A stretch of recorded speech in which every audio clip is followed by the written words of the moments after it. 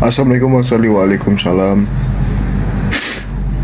Aku lagi kayak sinus. Jumatan Sat, iya 45 menit lagi. Kayak kurang lebih sejam lah. Oh iya masih 1 jam lagi.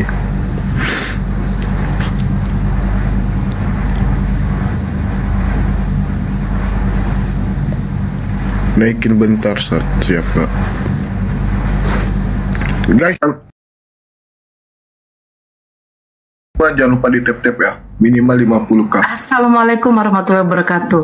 Tapi tanggung saat mau Jumatan gimana tuh saat? Waalaikumsalam kak. Ini kayak Bang Bima maunya santai-santai aja kayak pagi siang ini. Sambil nunggu Jumat. Bang Zuma yang nyuruh live. Ya betul. Oh oke. Tumben, biasanya kan selesai Jumatan dulu baru live-nya. Lagi kosong aja, soalnya mungkin kayak lagi kosong enggak. Assalamualaikum warahmatullahi wabarakatuh, abangku. Waalaikumsalam warahmatullahi wabarakatuh. Masya Allah. Kok bisa jumpa di sini ya? Soalnya kita nggak pernah kita jarang jumpa di dunia nyata, Bang. Dunia maya. Dunia maya aja dulu, Bang. Insya Allah kalau ada rezeki jumpa di dunia nyata lagi. Masya Allah. Ya nantilah. Ini sekeliling Komal. Lihat Komal. Ya lagi nggak ada yang seru-seruan sih. Bang Faruk, Dinda Faruk lagi ada tamu. Takut mengganggu. Terus kemudian Ustaz Tahta juga gitu. Jadi masuk aja lah, sapa-sapa sahabat-sahabat di hari Jumat yang penuh berkah ini kan ya. Mudah-mudahan sahabat-sahabat menjelang bulan suci Ramadan semuanya pada sehat-sehat semua ya, diberikan kemudahan, kesehatan, dan semua urusannya terkait dengan dunia dan akhirat diberikan solusi yang terbaik. Masya Allah. Amin. Gimana kabarnya Bang pagi ini? Alhamdulillah sehat.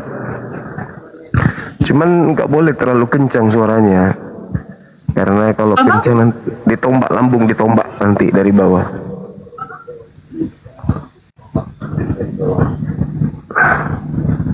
Ditombak lambungnya. Berarti penombakan itu masih berlaku sampai sekarang ya? Masih. 2000 tahun yang lalu. Oh masih ya Bang ya? Masih. Iya. Cara untuk mematahkan argumentasi ya kita ditombak gitu.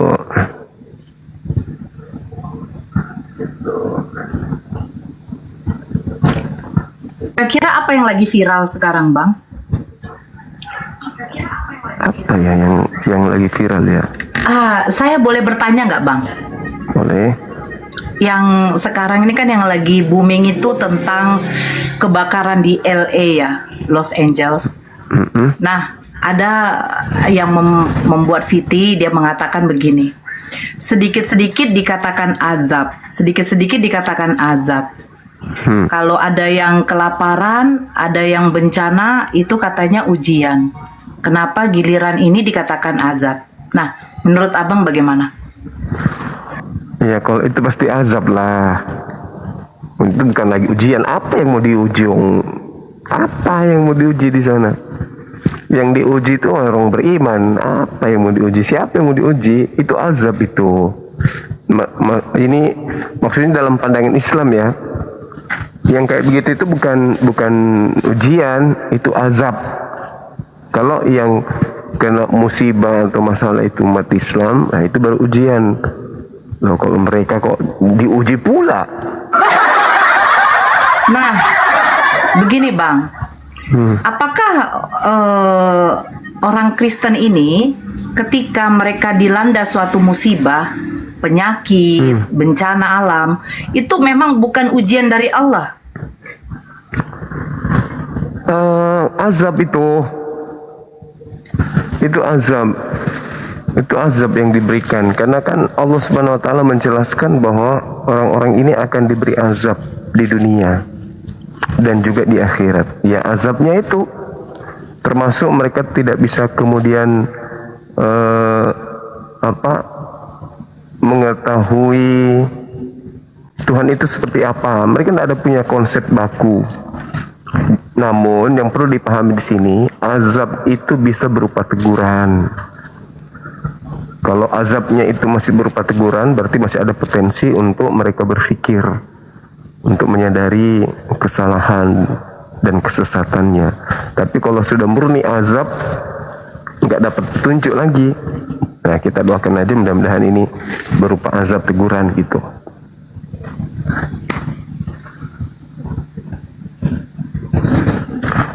Oke bang, saya paham bang.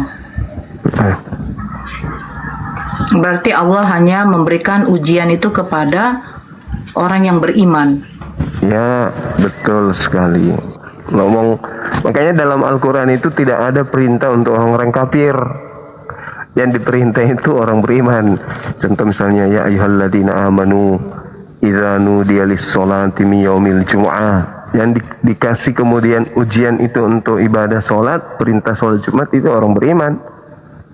Gak ada perintah untuk orang kafir. Wahai orang-orang kafir, janganlah kau berdusta. Mana ada kayak gitu. Wahai orang-orang kafir, rajinlah kau ke masjid. Gak ada. Mereka udah bebas.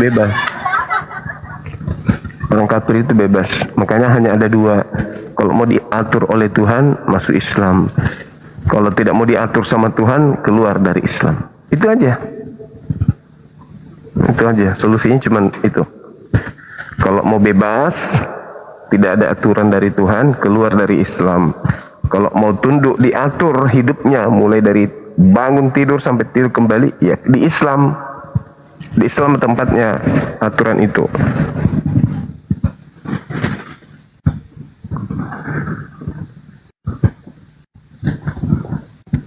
Terus kalau yang orang-orang yang makin kayak gini ya, dia bukan beragama Islam, dia orang kafir, itu apakah benar Allah tuh memang betul memberikan rezeki yang berlebih kepada mereka, itu adalah sebagai suatu ujian atau azab? Azabnya kenapa? Karena semakin diberi kenikmatan semakin lupa, semakin menyadari bahwa yang menolongnya selama ini adalah apa yang dia sembah. Aduh, Tuhanku begitu baik, aku diberi kesehatan, aku diberi harta. Padahal sejatinya yang memberikan harta itu bukan Tuhannya, bukan yang dia sembah. Yang memberikan itu yang Maha Pengasih. Maha Pengasih itu adalah Allah. Dia disembah ataupun tidak disembah, tetap aja Allah yang memberikan segala-galanya alam semesta ini. Seperti itu. Jadi bisa jadi orang itu semakin bagus hidupnya dari pandang duniawi, kesehatannya terjaga dan seterusnya, karena Tuhan memberikan kenikmatan ya hanya sebatas duniawi. Ad-dunya sijnul mukminin wa jannatul kafir. Jadi dunia ini ibarat surga bagi mereka. Apa yang mereka butuhkan ada, serba berkecukupan, serba bahagia, kemudian happy, hidupnya semakin merasa nyaman, sehingga dia merasa bahwa Tuhannya ini betul, apa yang disembah ini betul. Padahal itu hanya sifatnya sementara, kenikmatan duniawi saja yang dikasih. Gitu. boleh bertanya lagi bang? Iya. Kan begini bang, yang saya dengar bang, itu katanya pada waktu nanti di hari penghakiman, ini tolong diluruskan bang. Kita ini akan berdiri di belakang apa kita yang kita ikutin, seperti Nabi kita, nanti bangsa Israel di belakangnya Nabi Musa, Nabi Isa, begitu ya bang? Kita di belakangnya Nabi Muhammad, begitu? Iya, masing-masing rasul itu memiliki umat. Iya. Jadi kalau Kristen ini di belakang siapa bang? Nah itulah mereka datang yang diceritakan dalam Al-Quran, dalam surah Al-Ma'idah. Wa isqalallahu ya Isa bin Maryam a anta qulta linnas tahizuni wa ummi. Ya, apakah engkau wahai Isa yang mengajarkan orang-orang ini untuk menyembah dirimu selain daripada aku? Kata Nabi Isa, qala subhanaka ma yakunu li an aqula ma laysa li bihaqq. Maha suci engkau ya Allah, aku tidak pernah mengatakan sesuatu yang bukan hakku untuk aku katakan. Apa yang aku katakan? Fattakullah wa ati'un. Sembahlah Allah. Ya, taatlah kepada Allah. Bertakwalah, takutlah kepada Allah dan taatlah kepada ajaranku. Itu kata Nabi Isa alaihissalam. Sama seperti di kitab mereka kan diusir kan? Al-Quran juga mengatakan begitu. Ketika mereka ingin berdiri di barisan orang-orang beriman, ditolak. Ditolak. Wa idza khusiran nasu kanu lahum a'da. Pada hari kiamat nanti mereka mau datang tapi ditolak. Dia mengatakan, bukankah kami bernubuat mengusir setan? Oh, enggak. Aku tidak mengenal engkau. Menyahlah daripadaku. Wa idza khusyiran nasu kanu lahum a'da wa kanu bi ibadatihim kafirin. Jadi sesembahan pujian yang mereka lakukan setiap hari, ya, setiap hari itu ditolak. Itu Al-Qur'an mendengarkan itu. Dan terbukti di dalam Bible juga begitu kan? Jelaskan ada itu Matius 7, 22, 23. Kenapa? Karena tidak melakukan kehendak Bapa. Ma qultu lahum illa ma amartani bi ani abudullah rabbi wa rabbakum. Itu yang kuajarkan. Sembahlah Allah Tuhanku dan Tuhanmu. Yohanes 4 nomor 22. Gitu. HP-nya Sadli lagi dicas ya, San? Enggak, Abang. Jadi Bang, siksa kubur berlaku untuk semua makhluk ciptaan Allah, terutama manusia ya. Tidak mengenal dia agama apa. Iya, dan nikmat kubur pun ada kan? Nikmat kubur itu, ya ini ranah ulama sih sebenarnya untuk menjelaskan. Tapi nikmat kubur itu seperti kita lagi dalam ruangan yang sempit. Ini siksaan ya. Dalam kamar yang sempit, gelap gulita. Kemudian kita melihat kondisi kita kelak seperti apa di neraka. Oh, itu siksanya minta ampun. Sama seperti orang yang mau dieksekusi mati. Misalnya dieksekusi mati 4 bulan, 5 bulan ke depan atau 7 bulan ke depan. Itu udah siksa, batinnya itu udah tersiksa. Hari demi hari tersiksa. Jadi tidak ada ketenangan baginya kecuali orang beriman. Nah, sementara orang yang diberi nikmat keselamatan, pada saat kemudian dia melihat dirinya ada di surga, itu adalah suatu kebahagiaan. Kenapa? Kan yang diperlihatkan itu jannah, satu keindahan. Cobalah kalau kita melihat ada sesuatu yang indah-indah gitu, wah indahnya, tak terasa waktu kan? Benar nggak? Tak terasa waktu. Nah, itulah kenikmatan yang kesimpulan secara umum, kenikmatan dan siksa dalam kubur. Gak usah terlalu jauh dulu. Kita masuk ke dalam tempat yang gelap gulita seorang diri, kemudian yang kita lihat ada makhluk-makhluk aneh. Bahagia enggak kita di situ? Enggak mungkin. Nah, bagaimana kalau ribuan tahun lagi baru kiamat? Ribuan tahun dia di situ. Itulah siksanya kubur. Nggak bisa lagi, nggak ada pilihan. Mau lari nggak bisa, mau ke kanan nggak bisa. Siksanya itu di situ. Begitu juga sebaliknya. Kalau kita masuk di suatu tempat yang begitu indah sekali, udah terasa waktunya. Tiba-tiba aja kiamat. Tiba-tiba aja kita sudah ada di kehidupan berikutnya, dibangkitkan.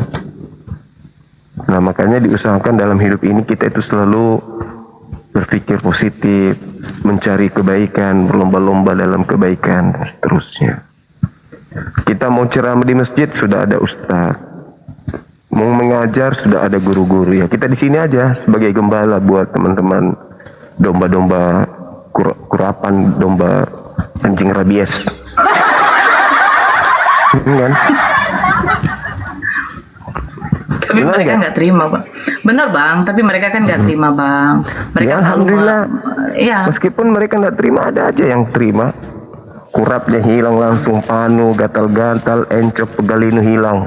Seketika dia mendengarkan kita syahadat, langsung mereka kan sehat. Kan gitu.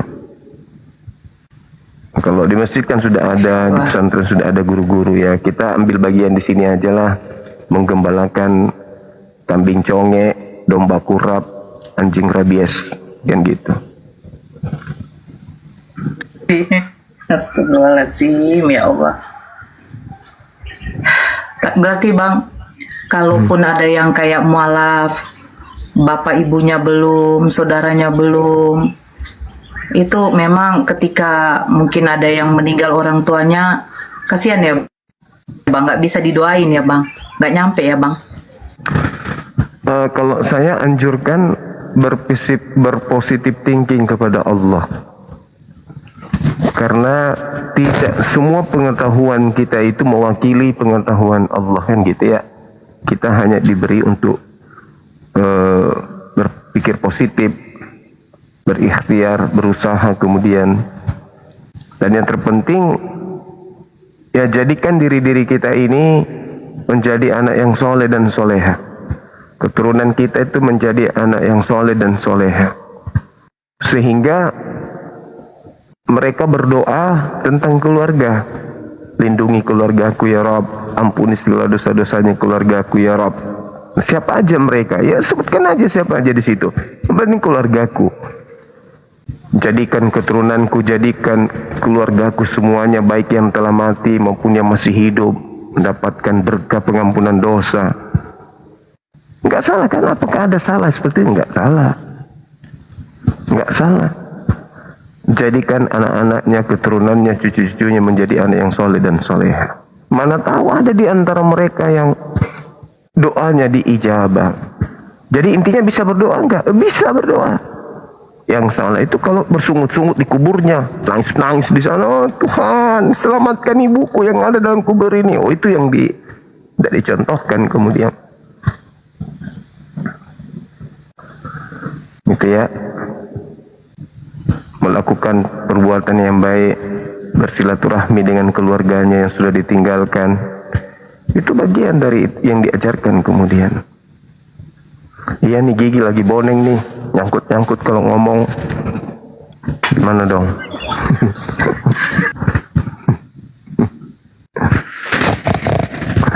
Saya salah satu yang pernah langsung bertatap muka dengan Bang Zuma.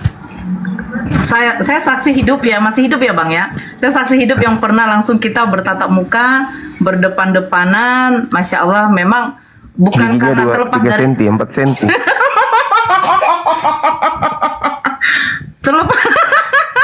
terlepas dari apa ya, maksudnya begini, bukan karena beliau apa, memang tidak boneng.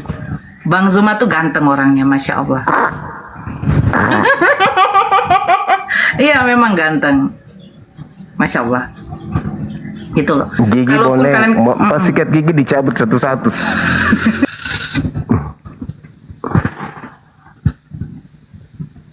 Iya, waktu makan sate itu kita tuh Bang, di mana tuh Bang yang pertama kali makan siang kita itu makan sate di mana itu Bang? Yang Pas di atas pulang dari itu.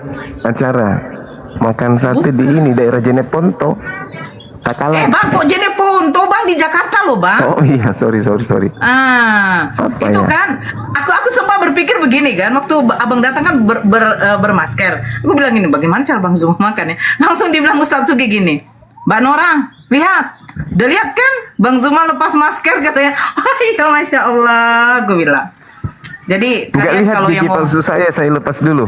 Habis itu enggak. isap aja dagingnya. Oh, gitu ya, Dagingnya begitu. lepas aja. Cuma ngisap kacangnya aja.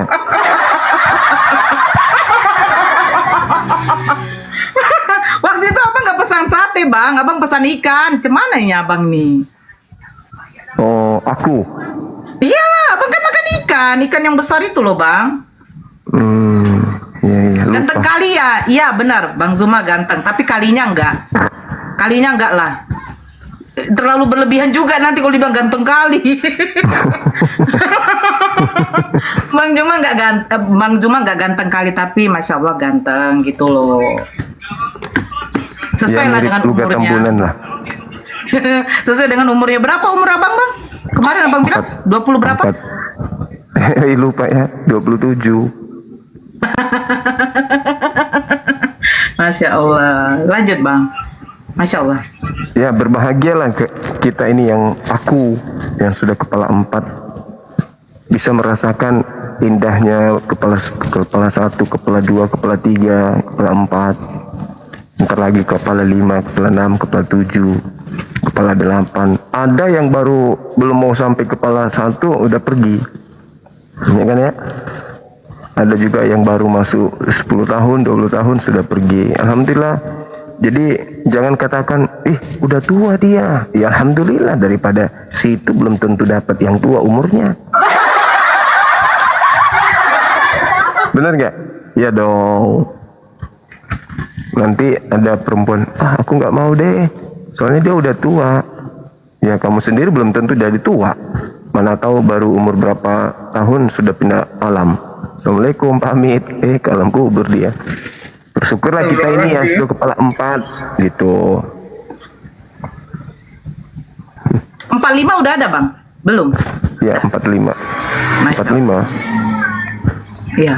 Kalau dilihat 45, wajahnya tapi Bang aku Zuma, masih berani adu lari sama usia belasan tahun. Ini kan ya?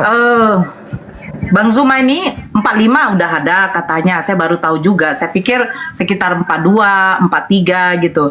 Tapi memang 45 menjelang 46. Oh, tapi muka beliau tidak ketok tua kali lah. Tidak tahu karena kalau perawatan atau apa.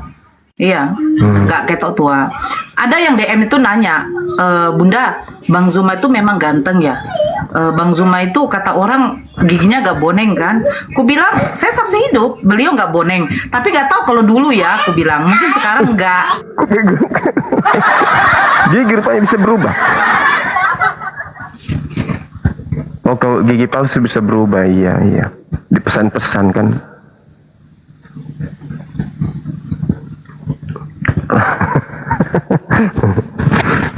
Gigi bisa dicetak-cetak. Apa nggak ada oteng di bawah? Nggak ada otengnya di bawah.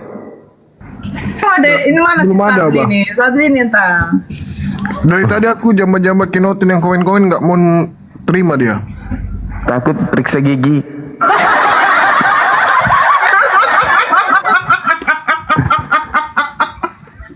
Astagfirullahaladzim. Iya, naikkan oten kalau ada kita diskusi. Mumpung 1 jam lagi menjelang sholat Jumat. Coba kita sapa ini, apakah beliau oten? Dari namanya sih bukan. Selamat pagi, kawan-kawan. Ya, Pagi. Ya, Bang. Agama Salam apa, Bang? kenal Bang Zuma, Bang Banur. kenal. Feedback, Bang. Abang feedback, Bang. Agama Iya, noise Abang. Bang Perbaiki Suganda dulu, Bang. noise. Entar 2 HP. Oh, Kak Nora udah ganti nama ya? Tadi dia bilang selamat Namaku. pagi Kak Nur katanya. Dia tahu nama asliku rupanya.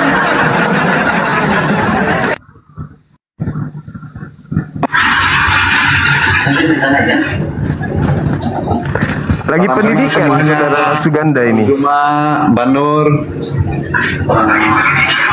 Diulang. Iya.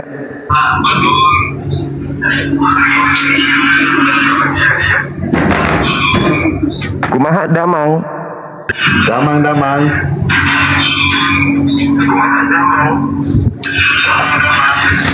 Baru. Bang, noise Abang lo, Bang Suganda. Abang agama Islam ya, Bang? Saya agama Islam. Iya, tapi Abang kenapa feedback? 2 HP kayaknya.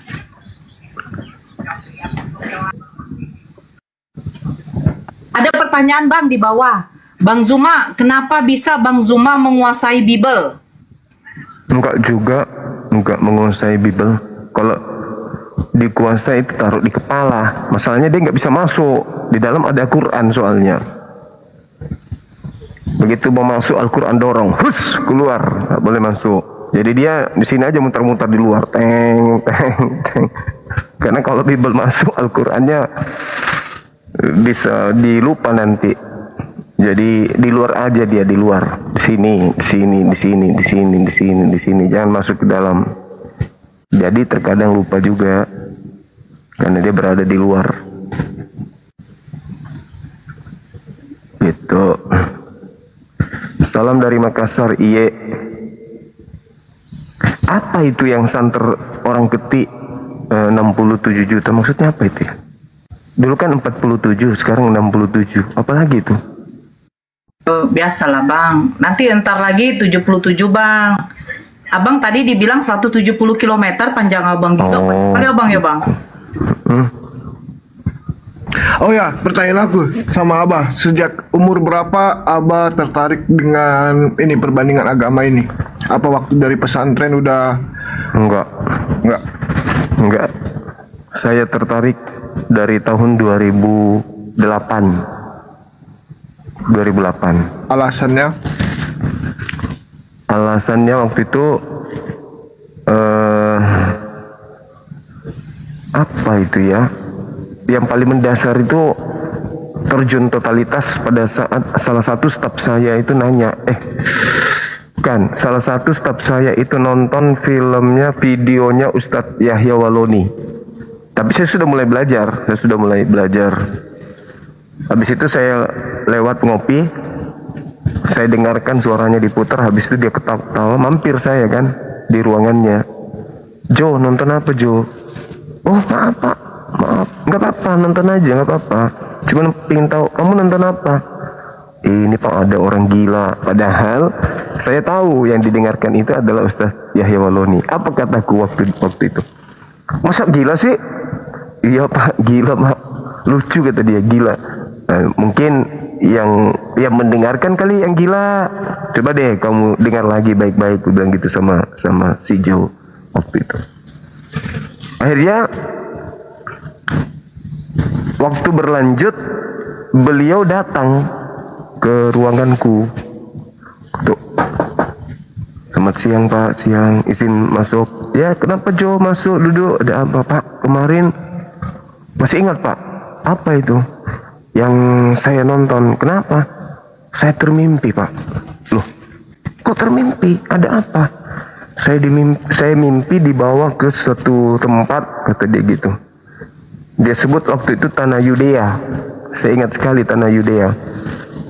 Apa mimpimu? Gini. Oh, bagus itu. Kau belajar lagi, kau perdalam lagi agamamu. Lama-lama intens kita kemudian ngobrol. Akhirnya dia minta diajarin ngaji. Singkat cerita beliau mu'alaf. Setelah mu'alaf itu istrinya datang ke kantor ngamuk. Istrinya seorang bidan. Waktu itu istrinya seorang bidan. Kemudian kemudian dia datang ke kantor ngamuk, sampai di kantin dia ngamuk-ngamuk. Mana itu pimpinannya? Saya tidak terima. Suami saya pindah agama gara-gara dia. Jadi saya jelaskan, saya tidak pernah memaksa suami ibu pindah agama. Saya tidak ada dalam keyakinan saya kayak gitu. Oh komplain, pokoknya heboh di kantor waktu itu. Akhirnya ujung-ujungnya saya dipanggil ke rumahnya dipertemukan dengan seorang pendeta wanita waktu itu. Masuklah di tempatnya, dekat rumah ini. Masuklah ke kompleks perumahan itu. Saya ditemani bicara dengan dialek daerah dia. Kenapa mengganggu rumah tangga orang gitu? Kenapa harus gini? Anak-anak ini menjadi ribut dengan suaminya. Anak-anaknya tidak sekolah beres karena sudah beda keyakinan. Jadi saya sampaikan, bukan saya, tapi beliaunya yang ke Islamnya yang kemudian menyapa beliau. Ini saya bilang, jangankan beliau, ibu juga sebagai pastor, kalau ibu belajar tentang Islam menggunakan akal, ibu juga akan mu'alaf. Marah dia waktu itu kan, jengkel dia. Apa dia bilang? Nah, dalam namaku usir setan yang ada dalam diri bapak. Jadi saya tertawa-tertawa tuh, mau tambah mengamuk, istrinya teriak-teriak di rumah. Aku tidak mau, pokoknya dia harus kembali gini-gini. Aku bunuh kau kalau kau masih masuk di agama itu. Kayak gitu-gitulah, seru pokoknya waktu itu ya, mengheboh. Jadi 2 kali saya bertemu dengan ibu itu. Terakhir setelah pisah cerai sama istrinya, saya diminta pertanggungjawaban. Lalu kemudian saya katakan, kalau istrinya tidak ibu hentikan untuk datang ke kantor menteror, ya, suaminya nanti akan saya pindahkan kerja dari sini. Saya mutasi, gue bilang, keluar provinsi. Oh iya pak, iya pak, iya pak. Tapi apa yang terjadi? Datang ke kantor lagi. Bukan lagi masalah pindah agama. Katanya suaminya itu ada main dengan pegawai kantin. Itu lagi yang jadi masalah. Aduh, cari masalah macam. Akhirnya sang suami ini mungkin karena risih dan agamanya tidak mau diganggu akidahnya, akhirnya dia menghadap waktu itu resign dari kantor. Beliau bukannya saya tak sampaikan, kamu pindah aja, aku pindahkan kemana gitu, mau ke Kalimantan atau apa, nanti saya bersurat ke pusat. Tapi dia lebih milih berhenti. Dia pensiun dini, dia juga sama seperti saya, tenaga organik juga. Akhirnya beliau resign, pindah agama, dan sampai sekarang saya tidak ada kabar. Dengar-dengar dari orang lain kalau dia itu sudah menikah dan sekarang dia aktif di jamaah tablik. Seperti itu, alhamdulillah. Beliau juga seorang putra Toraja, makanya dia tinggalkan Sulawesi karena mungkin Torajanya kuat. Akhirnya beliau pindah ke Kalimantan. Nama beliau JH Johannes, hanya itu rahasia ya. Teman-teman kantor pasti masih ingat beliau, karena beliau juga ada salah satu murid bela diri saya yang ya termasuk handal dan lucu. Nah gitulah yang terjadi. Ini tadi kenapa lari ke situ ya ceritanya? Saya nanya Saya ditanyai awalnya, dari situlah saya belajar. Abah kalau yang itu itu kan tahun 2012. Nah sementara Abah kan aktifnya di 2008 2009. Ya, 2008 itu saya masih betul. 2008 itu saya masih temukan Bible saya itu di zek karena saya habiskan waktu belajar 24 jam hampir. Jadi Bible saya itu sedikit-sedikit, ini ada lagi catatan si Boy di dalamnya gitu. Selalu saya diganggu sama keluarga belajar. Diganggu, mereka merasa tidak nyaman, kenapa pelajari Bible-nya orang, apakah orang ini mau pindah tempat atau gimana kok belajar yang kayak gini-gini. Padahal saya yakin benar itu kan? Kayak apa sih ada Bible ku dapat di rumah kayak gitu. Belajar sedikit-sedikit saya dalami terus. Kemudian saya ada anak didik bela diri juga China, seorang dokter. Situ saya sharing terkait dengan agama gini-gini sebelum dia mualaf dan setelah dia mualaf. Ya, jadi data-data saya itu diperkuat sama anak saya itu seorang dokter. Sekarang udah selesai S2-nya kayaknya, ahli bedah China, tinggal di rumah belajar ngaji, tidur di kelambu di rumah. Ya, belajar dia pedalami. Saya ajarkan beliau Al-Quran, beliau ajarkan saya Bible dengan narasi-narasi, literasi dari luar negeri terkait dengan kontradiksi Bible, semua diungkap dalam bahasa Inggris ya. Tapi waktu itu kan dia terjemahkan. Saya pelajari, gila betul-betul ini, Masya Allah. Akhirnya setelah mendalami itu terjun ke Facebook. Ketemulah di sana ada Ahi Sugi, kemudian ketemu dengan Tani Peter. Tani Peter itu Ustaz Tahta. Siapa lagi ya? Uti mati memang. Siapa Uti mati memang? Ya, Wati Mena. Rudi Yohanes. Paul Zong. Siapa lagi? Pendeta Martinale. Kemudian siapa pendeta yang tua yang lucu-lucu itu? Tidak. Apakah dia Tuhan? Bukan. Siapa namanya itu? Orang tua itu. Pendeta siapa? Opung Lamsen Niobaho. betul. Lamsen Niobaho. Terus siapa lagi ya? Teman-teman Facebook saya itu Ali Musa, ya mu'alaf Ali Musa. Kemudian Heri Andrianus almarhum yang di Kalimantan. Kalau yang eksis sekarang dari Facebook itu tinggal saya bertiga. Saya, Ahi Sugi, Dinda Tahta. Kami bertiga itu dari Facebook tuh. Yang masih ada di dunia nyata sekarang itu 3. Habis itu pindah ke WA. Di WA ketemu Samuel Sihaan. Kemudian siapa lagi di WA itu? Siapa ya? Penghujat semua sih, tapi mereka ganti-ganti ya. Termasuk siapa namanya itu yang selalu kebun binatang? Ada Rion itu di WA. Kemudian ya di WA semua tuh. Di WA. Gila Tambunan itu juga di WA. Abah kalau ketemu Bang Handi di mana? Bang Handi itu ketemu di Zoom.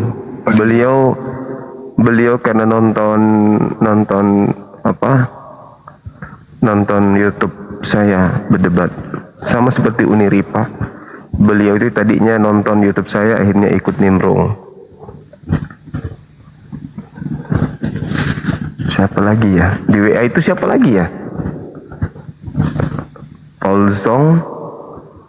Ya itu dia, itu juga ya yang tadi. Edis termasuk di Facebook juga, betul. Edis si gila, betul. Dia juga di Facebook.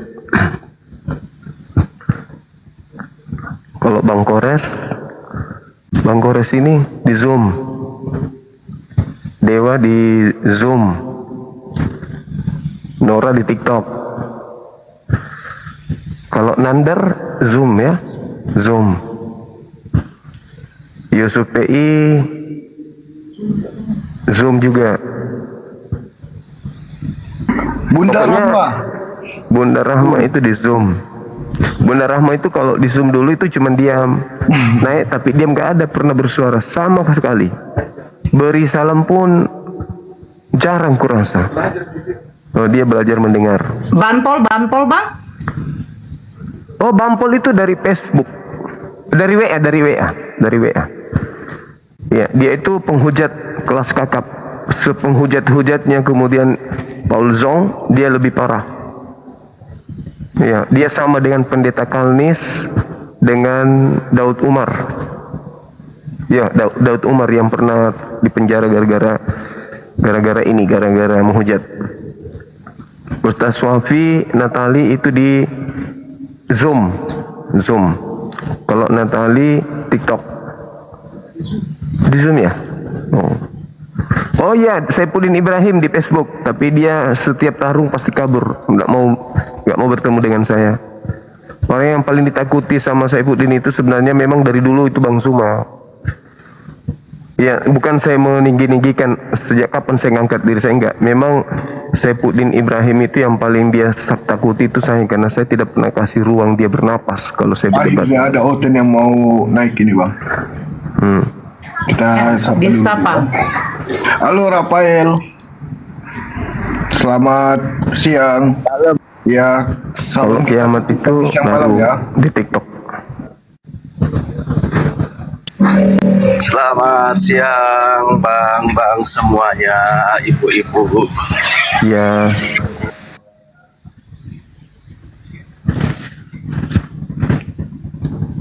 Bang Gimana, Rafael, Bang? kenapa di mute? Naik untuk mute aja doang. Gimana? Bang Suma, saya tertarik dengan sumpahnya Bang Suma waktu itu. gimana Bang? Di situ kan sumpahnya Bang Suma kan berkata menyuruh Tuhan untuk apa? Memberikan hukuman ya. Iya, memohon. Iya kan? Memohon. Iya, meminta, menyuruh, apalagi. Ya, meminta, memohon kan Allah Ya, itu Allahus ya, Samad. dalam hal ini Bang Suma berharap bahwa pembalasan itu kan pada Tuhan, ya kan? Tapi kenapa Bang Suma kalau Kristen sendiri tidak membalas dan berkata bahwa pembalasan itu adalah hak Tuhan, malah ditertawain gitu Bang? Bisa dijelaskan Bang? Ya. Ya, itu namanya mubahalah. Mubahalah Bagaimana? itu munculnya satu keadaan di mana yang satu mempertahankan pendapat, yang satu juga mempertahankan pendapat. Dalam hal ini kan saya difitnah. Saya difitnah meminta dia untuk menginjak Bible. Dan itu saya tidak suka. Karena biar bagaimanapun, Maksudnya saya tidak fokus dengan kasusnya itu Bang, tapi saya lebih fokus saya harus menjelaskan itu. bagaimana Abang. Saya harus menjelaskan itu. Nah, itulah celakanya Iya. kalau menjadi Kristen. Kristen itu tidak pernah pakai ini kalau berbicara nih. Selalu pakai pantat kalau ngomong. Jadi ada yang Itu, disebut, Bang, ngomongnya ya udah. oh iya fakta, memang fakta kayak gitu. Jadi jangan konsep agama Anda bawa-bawa dalam kasus ini, tidak bagus. Oke? Jadi dia mempertahankan argumentasi, saya mempertahankan argumentasi. Dia mengatakan saya meminta dia menginjak Bible. Saya katakan jangankan saya meminta, ada niatan di dalam hati saya saja untuk meminta dia melakukan itu pun tak ada. Jangan meminta ke dia, punya niat saja saya sudah sumpah kan? Niat aja saya bersumpah. Bukan saya minta kepada Allah untuk dia saja, kepada saya juga. Kalau saya salah, kalau saya perintahkan, jangan kepada dia, kepada saya kenanya. Itu namanya mubahalah. Dia yang minta bermubahalah, bukan saya yang dihubungi. Mari kita bermubahalah. Oke, sebenarnya dia tidak minta mubahalah waktu itu. Dia minta kami itu tabayun. Dia ingin berdamai. Tapi sudah terlanjur sakit hati saya Bang. Sakit, saya manusia biasa gitu ya. Dia tuduh saya, dia tuduh almarhumah istri saya, dia tuduh pekerjaan saya segala macam lah. Tiap hari dia sebut-sebut nama. Saya berusaha untuk memaafkan, mengampuni dia. Di setiap saya sholat, saya selalu berdoa untuk dia kebaikan. Tapi pada akhirnya dia minta saya kemudian tabayun. Setelah saya buka komal untuk dia datang, dia tidak datang-datang. Ada kesempatan dia tabayun, saya datang. Masya Allah, kan gitu. Tapi ternyata dia minta kita bersumpah. Ya sudah, ayo. Saya kenapa berani bersumpah? Ya karena saya tidak merasa salah. Coba bayangkan aja tuh, dia bersumpah. Nah kalau orang munafik, pembohong, berani nggak bersumpah? Berani.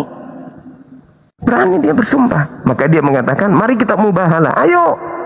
Saya tanya nih, apabila saya berdusta, saya kena kutuk.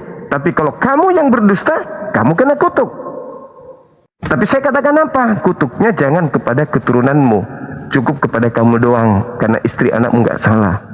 Karena kenapa saya tidak mendoakan keturunannya 7 turunan? Harusnya mubahalah itu seperti itu. Tapi saya tidak lakukan. Kenapa? Karena saya tahu pasti dia kena. Karena saya tahu pasti dia kena. Kenapa saya pastikan dia kena? Karena saya tidak pernah melakukan itu. Saya berani. Saya berani melakukan itu karena saya tidak kemudian saya melakukan mubahalah sumpah itu karena ya saya tidak melakukan sesuatu apapun. Nah saya minta ya Rab. Ya Rab, saya bilang, ya Tuhanku. Sama seperti Anda setiap hari minta nasi. Ya Tuhan berikanlah aku ikan goreng pada hari ini. Kan tiap hari kalian doa minta nasi. Minta sambal, minta tomat. Tapi itu kan istilahnya kita minta berkat. Nah, bukan meminta, bukan meminta langsung. Minta nasi belum berkat. Minta nasi. Berikanlah kami pada hari ini makanan kami. Makanan. Tiap hari minta berkat makan. apa? Kau pikir saya nggak tahu? Makanan kami yang Berkat secukupnya. Berkat itu luas, nah. Sudahlah. Jadi gitu, saudara ya itu. Nah, yang jadi pertanyaan saya gini. Kenapa orang Kristen tidak ada reaksi ketika kitab suci diinjak-injak oleh si dia? Apa yang ada dalam hati kalian dan pikiran kalian? Nah, makanya fokusnya ke sini, Bang. Abang kan Ya, ini saya dalam sudah hal jawab. ini membela Saya sudah diri. jawab. Sekarang saya tanya sama saudara. Apa yang dengan terbersit? cara menyuruh Allah, meminta Allah, Bang Suma ya kan, untuk membela Bang Suma dengan cara memberikan hukuman kepada orang itu, kan begitu.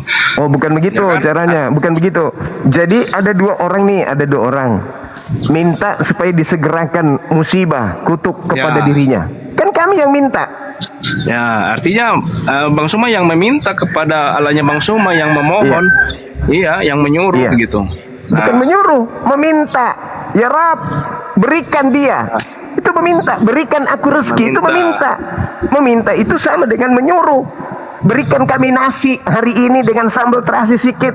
Itu meminta atau menyuruh, sama aja. Coba kamu baca doa Bapa kami. Bapakku yang ada di langit, berikanlah kami makan hari ini. Kamu minta itu atau merintah? Itu merintah atau minta? Ya sama aja. Mah, Nah, minta duit ya. dong. Itu kan memerintah Mama untuk Artinya memberikan gini, kita duit. Kita lebih fokus ke masalah penganiayaan gitu. Kita sedang menghadapi penganiayaan lah, atau solim. Ya, saya dizolimi. Seperti Bang Suma mengalami Saya dizolimi. Ya, Saya dizolimi. ya kan? Saya minta kepada Allah itu yang kan Maha di situ Adil. Kan fokusnya Ya Bang Rab. Suma meminta. Ya. Diam dulu Rafael. Tetapi kenapa setiap orang dijelaskan. Kristen ya yang Sadli, jadikan aku tersolimi? moderator Sadli. Banyak kali ceritanya. Saya Kau meminta dijelaskan kepada Tuhan nggak saya. ngerti kau. Dan kalaupun itu sudah, walaupun tidak diminta, namanya mubahala itu pasti kena kepada yang melakukan. Pasti kena itu. Entah cepat entah lambat, pasti kena. Gitu loh. Oke? Itu yang perlu Anda pahami. Kalau bagi Nah, saya tidak percaya sih yang begitu. ya bagi kamu. Tetapi Kan saya faktanya bilang, ketika kemudian ada tertulis terkutuklah orang yang mati di atas tiang salib, kok dia terkutuk betulan? Anda tidak percaya? Ya, Terkutuk. mengalihkan lagi Bang Suma, makanya. Nah, pada saat Tertulis di Bibelnya. orang Tidak percaya, Kristen kan lucu. misalkan tersolimi masalah dia beribadah. Lah, loh kok orang Kristen ini nggak membalas? Loh, kami kan percaya bahwa pembalasan itu adalah hak Tuhan. Tuhan sendiri yang menentukan. Nah, bedanya di sini Bang Suma meminta kepada Allahnya Bang Suma, ayo hukum dia, ayo ini dia. Nah, ya kan? Gitu maksudnya Bang Itu Suma. namanya mubahala dalam Padahal Islam. tujuan kita artinya gini, ya, tapi tujuan namanya kita mubahala. sama-sama meminta bahwa Allah itu adalah hakim yang adil, begitu kan, menyatakan Iya, keadilannya. justru karena keadilannya Tuh, itu iya. yang diberikan musibah adalah yang melakukan salah. Itu adil. Bukan yang tidak bersalah yang dibunuh. Yang bersalah diselamatkan. Itu error namanya. Ini gila ini, ajaran Aduh. gila. Ajaran gila Coba ini.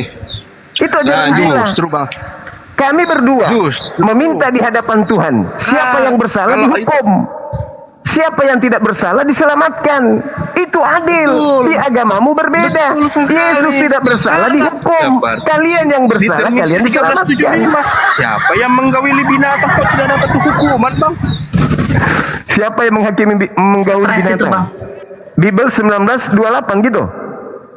Iya. Yesus mau diceritakan di situ. Hah? Aduh, sudahlah. Sudahlah kawan, ya. Saya cuma ingin mengatakan dan ingin bertanya kepada seluruh Kristen khususnya di Indonesia, ketika Bibelmu dipijak, apa yang kalian lakukan? Oh, berdoa, memaafkan. Bibel dipijak, memaafkan. Tapi giliran saya didatangkan baju, kaos, saya bakar, dilaporkan.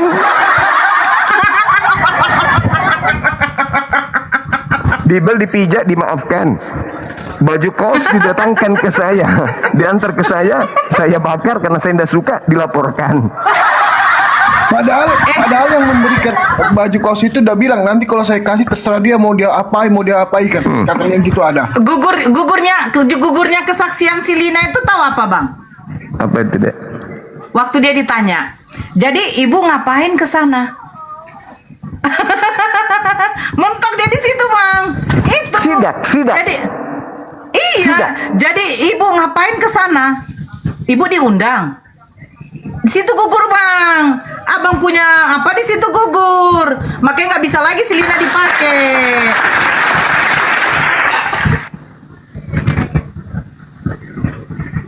Ini ada sarjana apa nih? TH, sarjana Oh, TH. sarjana teologi ya, bukan STT, Ya. sarjana tiga Tuhan, bukan? Assalamualaikum Bang. Ya, waalaikum. Agama apa bang? Saya Bang Kristen. agama apa? Saya Kristen Kak Nora. Oh, Lulusan kenapa pakai STT, Assalamualaikum. lulusan sarjana teologi bang. Masih belajar Bang. Oh masih belajar, ya. Oke, bisa kita diskusi? Sayangnya waktu saya sempit. Ya, mau kemana Bang Jum? Saya harus ibadah menyembah Tuhannya Yesus. Ya, Alhamdulillah. Alhamdulillah. Gimana bang? STT itu fungsinya apa? Sekolah STT itu sekolah tipu-tipu kah? Sekolah tiga Tuhan atau apa? Karena saya lebih sebagai orang yang mendalami Bible, saya lihat STT ini kebanyakan diajarkan justru untuk menipu jemaat. Itu kan paham Abang. Itu fakta. Iya, mau fakta dari paham Abang kan gitu. Oh, bukan, itu fakta. Yang mana ketika orang itu menggunakan akal akan ketahuan. Oh, STT ini ternyata lulusan dari sana itu dipakai untuk mengajak orang menyembah yang bukan Tuhan. Makanya saya katakan STT itu apakah identik dengan sekolah tipu-tipu atau sekolah tiga Tuhan? Salah satunya atau dua-duanya gitu bang. Ya, kalau garis menurut secara umum secara kekristenan kan artinya belajar tentang bagaimana kehidupan manusia. Cuman kalau Abang punya paham seperti itu, yaitu iya. artinya kita lepas apa namanya ya, lepas membiarkan paham Abang seperti itu gitu loh. Enggak, kan saya bertanya bang, apakah STT itu sekolah tipu-tipu atau sekolah tiga Tuhan? Karena yang saya lihat dua-duanya seperti itu, jebolannya nipu dan mengajarkan tiga Tuhan, dua-duanya betul. Apakah itu secara kebetulan kah atau memang dibentuk karakternya seperti itu? Begitu lulus nanti diajarkan tuh Yesus 100% Tuhan sekaligus 100% bukan Tuhan. Nah, bagaimana dengan Roh Kudus? Apakah bisa dipakai Roh Kudus 100% Tuhan, 100% burung merpati? Bisa nggak? Kalau seandainya saya berkata Bang cuma 100% manusia, 100% roh, gimana? Betul itu. Ya udah. Betul. Sama. Tapi itu bukan 100%. Tapi 200% jadinya. Yang benar adalah 50% daging, 50% Secara 100% kan? total 100%. Ya. Disebutlah manusia. Karena kalau dia tanpa roh namanya jasad. Kalau roh tanpa kemudian jasad berarti mayat. Itu namanya makhluk roh. Ruah. Ya, saya membenarkan itu. Ya itu dia makanya. Sekarang Anda keluar jadi mahasiswa. Jadi sarjana lulusan STT. Anda diajarkan kemudian untuk mengajak orang lain memahami itu kan. Yesus 100% Tuhan. Gimana ceritanya itu, Bang? Yesus 100% Tuhan itu gimana ceritanya? Kemana pergi tangannya, giginya, semuanya ketika dia 100% Tuhan? Berarti gigi, tangannya, kakinya, nonotnya semuanya Tuhan gitu? Memang jadi lucu ya Bang ya. Nah, lucu memang, makanya aku bilang sekolah PT itu lucu saudara. Bagaimana mungkin ini cincin saya nih? Ini cincin saya 100% adalah baja. Oh, baja. Emas, ini baja. Boleh enggak saya katakan di waktu yang bersamaan dia juga 100% karet? Nggak. Kalau nggak ada karetnya di situ nggak bisa dong. Nggak bisa. Nah, kalau ada karetnya di sini dan ada juga besinya di sini, bisa nggak dia mewakili 100%? Kalau kata 100% sih nggak bisa, cuma sebagian bisa. Nah, itu dia makanya. Bagaimana Yesus bisa 100% sementara dia daging?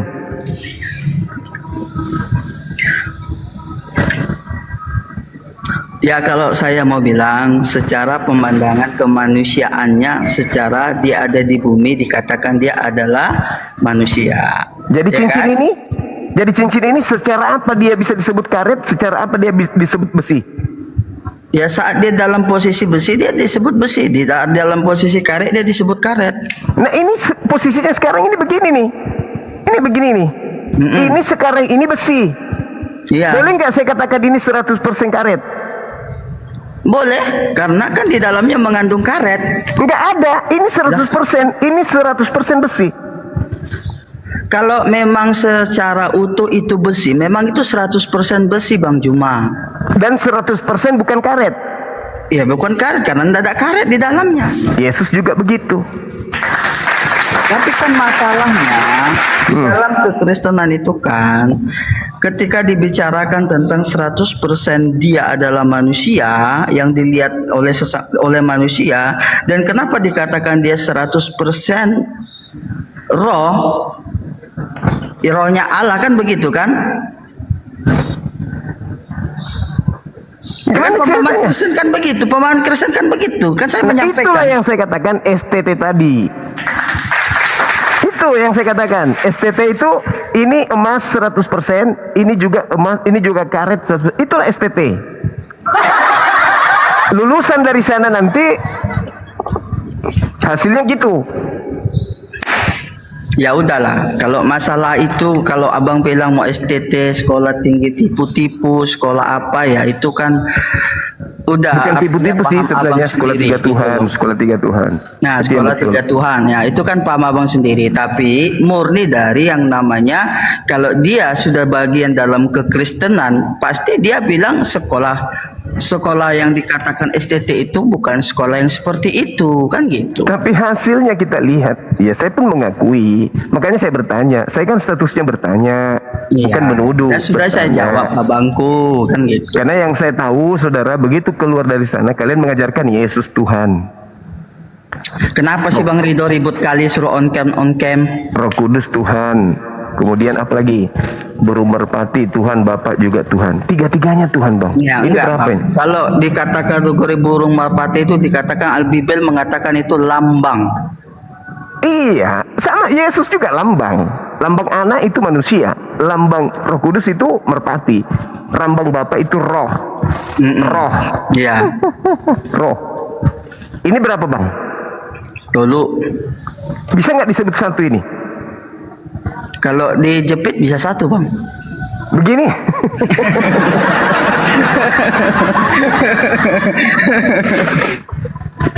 Nah, itu tadi yang aku bilang. Itu namanya tipu kalau dijepit gini. Ini berapa anak-anak? Satu Pak Guru. Tiga. Ya tapi gini Bang, kita nggak bisa pungkiri juga di dalam diri kita itu kan kita bisa juga bilang ada 3 bagian. Oh kita iya. Iya Tapi nggak- kan? Tuhan bukan. Apakah kita Maha Esa? Dengar dulu, saya nggak ke mahasanya, maksudnya kan dalam Ya kategori. kalau Maha Esa itu kan tidak berbilang. Iya tahu, maksudnya gini loh, di dalam diri kita manusia itu kan, artinya kan yang terlihat ini tubuh kita, ya kan? Yang beroperasi itu kan jiwa kita, ya kan? Yang menghidupkan itu kan roh kita, kan begitu kan? Makanya dikategorikan dalam 2 keyakinan, di Kristen dan di Islam, roh itu sampai kapanpun dia tidak akan bisa mati.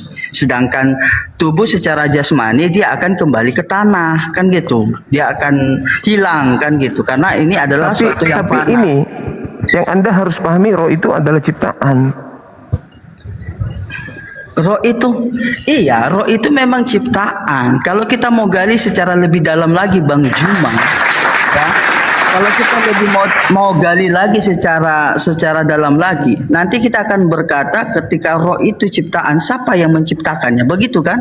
Nah setelah betul. dinyatakan yang menciptakan itu ya Allah, Ya. Tuhan semesta alam, kan gitu kan? Betul sekali. Nah tiba-tiba ditanya lagi dengan perkataan yang artinya lebih melampaui akal pikiran manusia, ditanya Allah itu datangnya dari mana? Ya kan begitu kan, ditanya lagi Allah itu datangnya dari mana, kan begitu nanti. Kok Tuhan datang?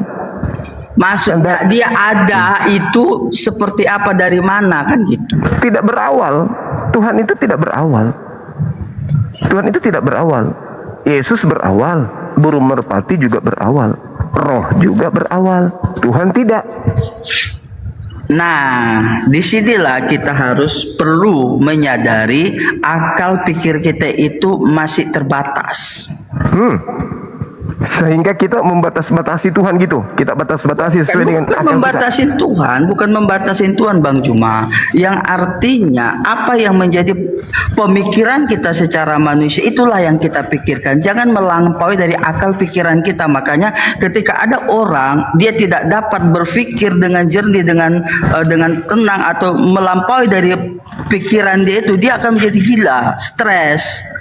Jadi kan ini akal. Ini Tuhan. Supaya kita bisa kemudian memahami Tuhan, Tuhan harus downgrade, turun. Ini dalam kasus apa lagi? Loh, tadi katanya Tuhan tidak bisa diakal-akali.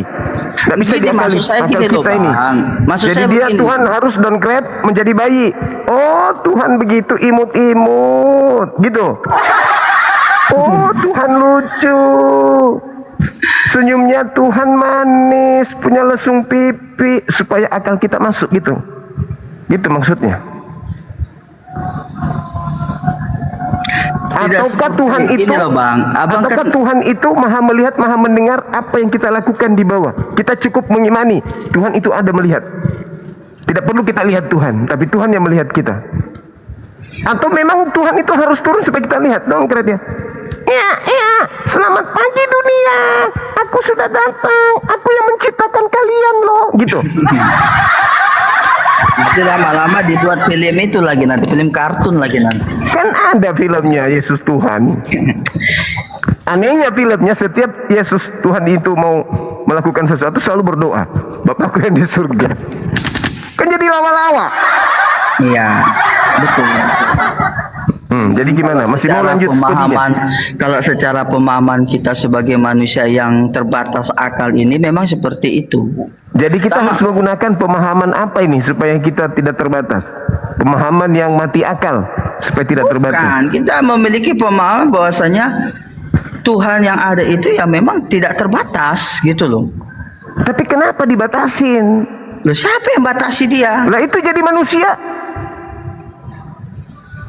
Kalau Abang mau berbicara kenapa Yesus disebut Tuhan atau kenapa Tuhan menjadi manusia, itu pelajaran yang lain lagi, Bang. Kita akan berbicara yang lain kenapa, ini. Kenapa cincin ini disebut karet? Itu pelajaran lain lagi, pelajaran gila.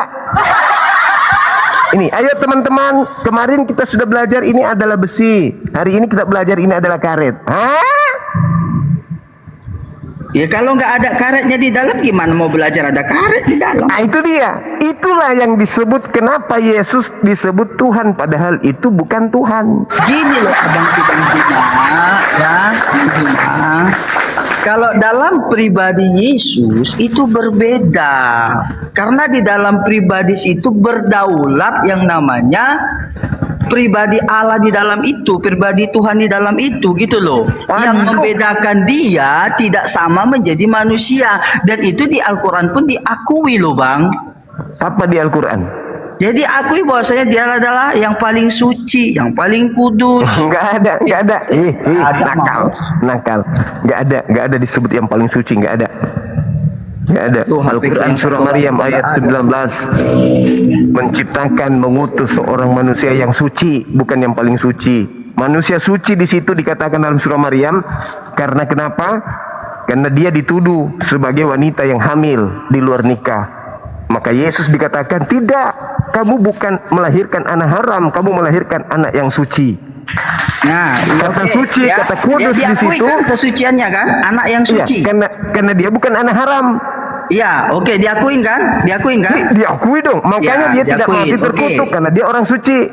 Makanya dia tidak terkutuk di tiang salib karena dia orang suci. Yang terkutuk di tiang salib itu adalah orang kotor. Abangku yang paling berhikmat, kan tadi abang sudah bilang diakui dia yang suci, ya Iya. kan, Iya.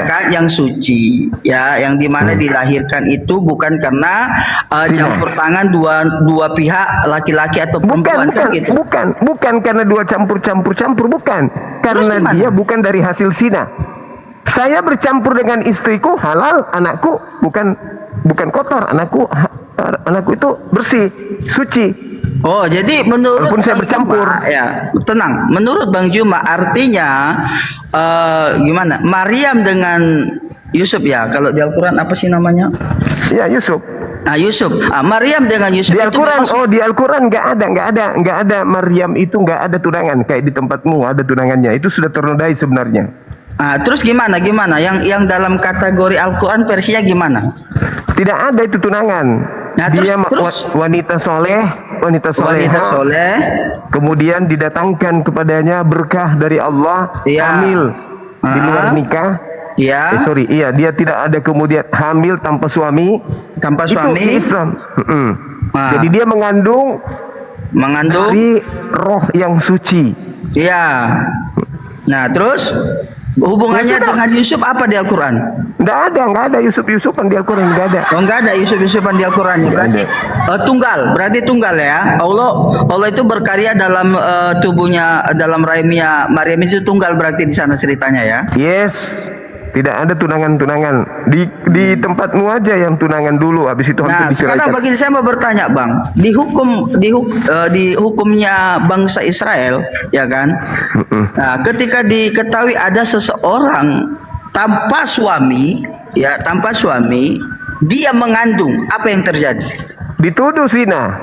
Dituduh zina kan?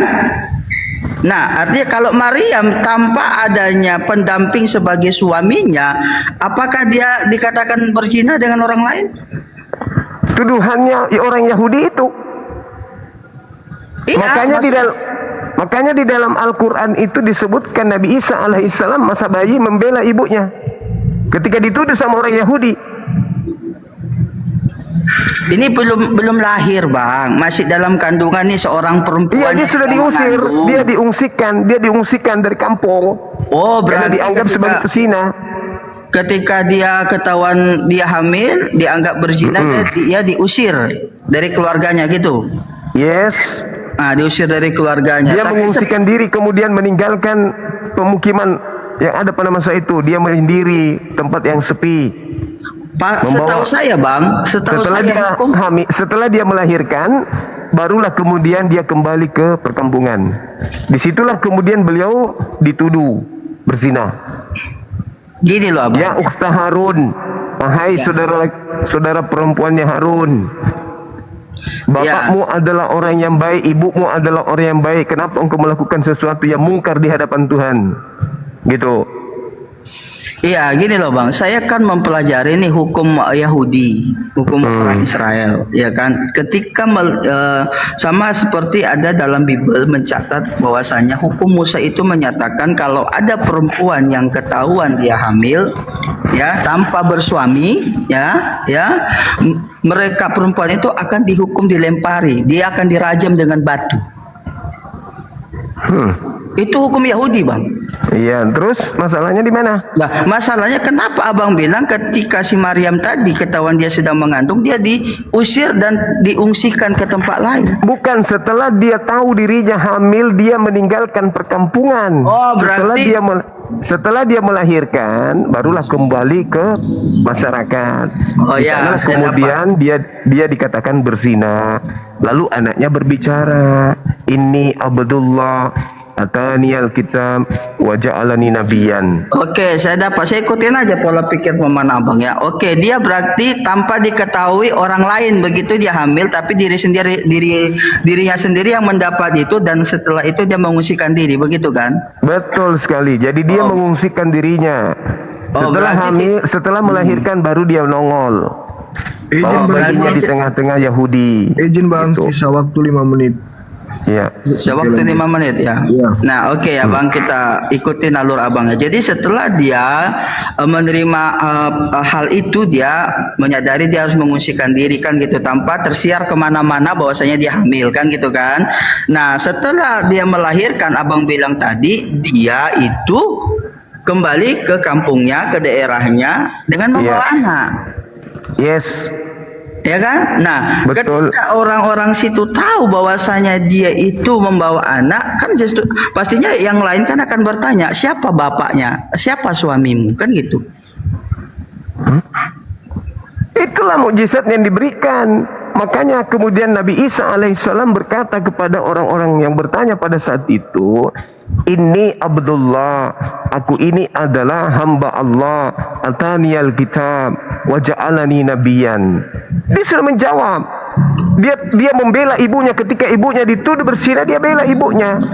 Nah, Bible ada nggak membela ibunya? Karena ceritanya tidak seperti itu, Bang. Karena ceritanya dia memiliki pendamping kalau di Bible. Berarti orang Yahudi menganggap Yesus ini punya bapak, bukan bapak tiri. Iya, jadi orang Yahudi itu sampai sekarang menganggap, makanya dikatakan Yesus itu adalah anak tukang kayu. Karena mereka Anak tiri. Anak Hah? tiri.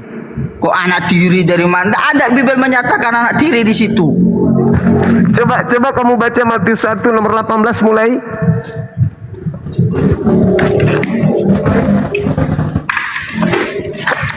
Coba baca Matius 1. Bacakan dulu Kak Nora. Kita baca Matius 1 nomor 18. Ya, terus seterusnya. Maksudnya biar cepat gitu loh. Saya buka tas saya dulu nih. Kalau udah dapat bacain, kan bisa minta tolong toh. Anak tiri mbahmu. Berarti kamu ingin mengatakan bahwa Yusuf itu anak Oke, kandung. saya baca ya, Bang. Iya, Matius berapa tadi? Dari 18 ya. siap. Kelahiran Yesus Kristus adalah seperti berikut.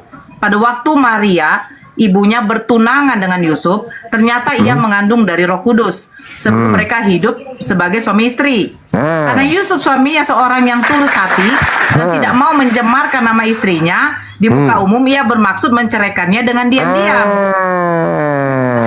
Lanjut terus, jangan hahu-hahu. Hahu. Tapi habis pengumuman. Loh, Mau mengartikan itu. dengar dulu. Maksudnya Hahu, begini. Kelahiran Yesus sebagai berikut. Pada waktu Maria ibunya masih bertunangan dengan Yusuf, ternyata Maria sudah mengandung. Berarti kan bukan anak kandungnya Yusuf. Itu maksudnya. Berarti orang Yahudi tahu. Abangku, ini ceritanya di dalam hubungan antara si Maria dan si Yusuf, abangku. Iya, tapi kan masyarakat tahu kalau kemudian ingat Matius itu dituliskan atas kesaksian orang. Malah di dalam kitab Talmud diceritakan kalau ibunya itu ya berzina dengan seorang prajurit bernama Pantera. Abangku yang ganteng, abang cuma yang paling terbaik. Ingat ya kata-kataku ya. Ini cerita setelah si Maria ini didatangi malaikat yang menyatakan bahwasanya dia sedang mengandung, ya kan? Tahu. Dengar Kami baik-baik, paham, dengar kami dulu, tahu. dengar dulu. Saya mau ngomong, dengar dulu. Nah, setelah itu nih, si Yusuf ini yang sebagai tunangannya, ya, yang sebagai tunangannya ini mengetahui bahwasanya si Maria ini ternyata sedang mengandung dengan baik. Nah, maka dari sebab itu dia berniat untuk meninggalkan dengan diam-diam, ya, supaya apa? Dia menghargai kehormatan istrinya, calon istrinya. Dengar dulu, jangan ketawa. Kita ini berbagi.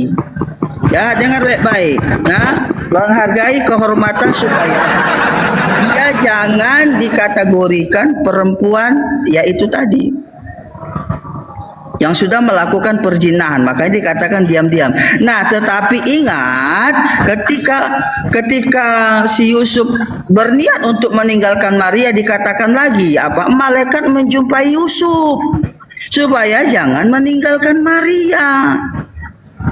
Sehingga dia kembali lagi kepada Maria dan bertahan sampai kelahiran Yesus itu. Dan mereka tidak berbuat aneh-aneh di sana. Itu loh Bang Juma. Enggak, bukan itu pertanyaan saya. Lah, Ketika kemudian orang-orang Yahudi menuduh Maria itu berzina, apa pembelaan Yesus terhadap tuduhan itu kepada ibunya? Izin bang, ini bang padamu bisa nggak nanti naik lagi di jam 2? Oke, ya oke, Enggak, siap Bang. Saya hormati waktunya. ini Dinda Nora mungkin bisa standby di sini. Tapi Tidak HP-nya apa-apa, soalnya saya ingin berdialog sama Bang Juma. Kalau Bang Nora saya sudah dapat lah. Kemarin sudah pernah berdialog juga. Oh ya, nanti datang aja lagi kembali Apa jam. nanti aja. Ya, oke, setengah siapa dua. Bangku? Thank you Bang buat ini kesempatannya Bang. Iya. Oke, Bang, silakan. tanggapi yang terakhir Bang. Iya, yang pasti di dalam Yohanes 8:41 itu indikasi tuduhan orang-orang Yahudi terhadap Yesus sebagai anak zina. Pertanyaan saya, apa pembelaan Yesus kepada ibunya yang dituduh sebagai orang yang berzina? Ada tidak?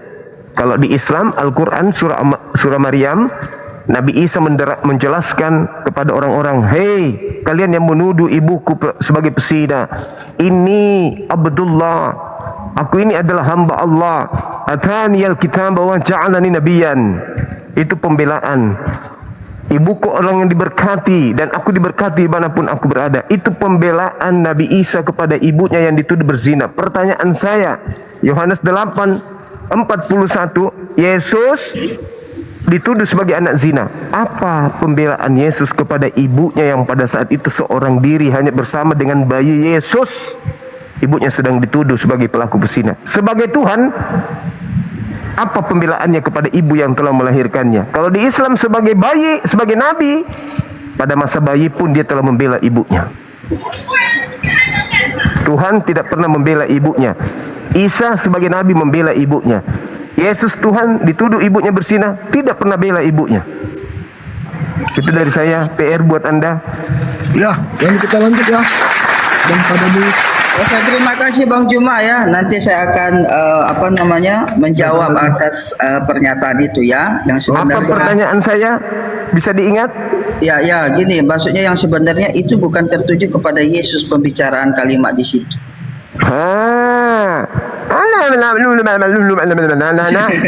Itulah fungsinya STT saya katakan tadi. Dia dientaskan untuk keluar agar bisa berjemaat.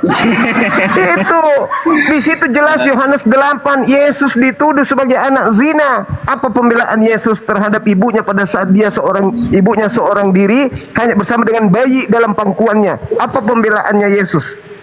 Kalau di Al-Quran, ketika Nabi Isa masih bayi, ibunya dituduh, si bayi ngomong, ini Abdullah ataniyal kitab wa ja'alani nabiyan. Seorang nabi, masih bayi aja sudah bela ibunya. Seorang Tuhannya Kristen dituduh ibunya yang melahirkan berzina. Apa reaksinya Yesus waktu bayi? Mamam, nenek. Saya kira begitu. Merukat kita bang. Ya? Iya, tapi aku penasaran sama ini, Angkat ada kita. bocil. Halo Vira. Halo, gini deh Bang Zuma. Bang Zuma tuh punya kerjaan gak sih sebenarnya? Setiap hari tuh sibuk banget. Oke, tanya, saya seorang direktur di A2M, direktur utama nih, PH sebuah film besar di Makassar. Saya direktur utama di perusahaan di perusahaan properti. Oke, kemudian saya direktur utama, komisaris di sebuah perusahaan properti. Saya mengepalai sebagai direktur utama di perusahaan properti. Yang pertama PT Wahyu Bangkit Bersama, yang kedua PT Alim Kajila Propertindo. Kalau Oh iya, direktur ya. ya, saya juga direktur Berarti sebuah iya sibuk perusahaan banget dong ya Bang Zuma. wisata. Ya gimana? Sibuk banget kan? Ya kan? Karena direktur ya Alhamdulillah, berarti orangnya sibuk banget saya dong. punya staf banyak, staf saya itu banyak, Iya, saya punya tinggal, banyak staff, dong, harusnya saya ngurusin. sudah infokan gitu. Jadi dunia Dengan saya omongan dapat, dia nggak jadi rungkat kita bang. dunia saya dapat, akhirat juga saya dapat pahala memanusiakan domba-domba Betul. sesat yang ngaku-ngaku domba padahal serigala. Alhamdulillah, itu adalah pekerjaan sangat mulia bagi saya. Gimana, Dek? Oh iya, sangat mulia ya. Terus ngapain ya Bang Zuma ya sibuk banget ngurusin iman kami? Oh, Al-Quran yang menjelaskan itu. Al-Quran menjelaskan tentang iman saudara. Karena iman saudara kebetulan diajarkan kepada seluruh manusia. Matius 28:19, jadikanlah seluruh umat manusia jadi pengikutku. Saya melarang manusia menjadi pengikutnya. Kenapa? Karena yang datang kepada Paulus itu, yang keluar dari kubur itu bukan Yesus. Itu makhluk.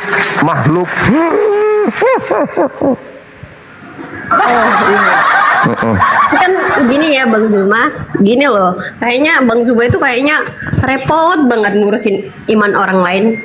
Kalau itulah misalkan bentuk Bang kasih Zuma sayang. ngerasa Itulah iman Bang bentuk Zuma kasih udah paling sayang. benar, ya udah Ketika bahas aja pembahasan tentang imannya Bang Zuma, nggak Al-Quran saya menjelaskan itu. Uda'u ila sabili rabbika bil hikmah, ajaklah manusia kemudian menuju kepada kebenaran dengan cara hikmah. Anda manusia kan? Jadi saya ngajak. Sama seperti di dalam Bible Anda. Matius 28 nomor 9, jadikanlah seluruh bangsa menjadi muridku. Anda punya kewajiban untuk menjadikan saya sebagai muridnya Yesus yang adalah akulah Yesus. Tapi saya nggak mau. Oke, Bang. Saya nggak mau. Saya nggak mau jadi pengikut makhluk yang bukan manusia itu, bukan. Ngeri, saya nggak mau. Oke, Mbak Makanya Fira, saya nanti- bertahan. Anda diajarkan jadikan saya menjadi Kristen, tapi saya bertahan. Dengan cara saya bertahan seperti ini. Saya melawan semua data-data palsu yang ada dari agama Anda gitu. Saya izin dulu, nanti habis Jumatan kita jumpa mau lagi. Bang. Iya, nanti Tante Fira nanti datang lagi ya di jam 1:30. Ya, boleh ya. Oke, Bunda oke. Kira kesini lagi ya, Gia. Nanti kita Oke. jumpa lagi ya. Ya nanti ngamuknya dilanjut nanti ya. Oke Bang Zuma. Siap. Stop yang ngurusin agama orang lain Bang Zuma. Stop Ya ngurusin nanti iman dilanjut, orang lain. nanti. Ini iman saya, ini iman saya. Ya ayyuhalladzina amanu, ini iman saya. Iman saya itu mencakup semua agama di luar daripada Islam. Oke? Jadi kalau Islam membahas agama Anda, itu Islam sedang mengulas isi Quran. Ya ayyuhalladzina amanu, ya sorry, innalladzina kafaru min ahlul kitab. Itu jelas dalam Quran saya. Gitu ya. Oke, saya kira cukup sementara. Oke. Dinda Nora, Siap. terima Iya, kasih, sehat-sehat selalu, panjang umur, mudah-mudahan Amin. kebaikan-kebaikan selalu menyertai kita semua, dan teman-teman muslim dimanapun berada. Saya pribadi mohon maaf sebesar-besarnya ketika ada kata yang terlontar yang tidak mengenakkan di hati. Begitu juga saudara-saudara Kristen. Saya hanya bertanya tentang STT, apakah seperti itu, karena implementasinya di lapangan ya begitu yang kami lihat ya. Terima kasih sekali lagi, mohon maaf atas segalanya. Saya akhiri, subhanakallahumma bihamdi, asyhadu an la ilaha illa anta, astaghfiruka wa atubu ilaih. Salam tauhid, salam satu Tuhan, jayalah Islamku, jayalah Indonesia kita. Assalamualaikum warahmatullahi wabarakatuh. Waalaikumsalam Kita ketemu lagi Waalaikumsalam habis warahmatullahi Jumat 2 jam dari sekarang. Ya, Assalamualaikum. kita live lagi kembali ya. Siap. Oke.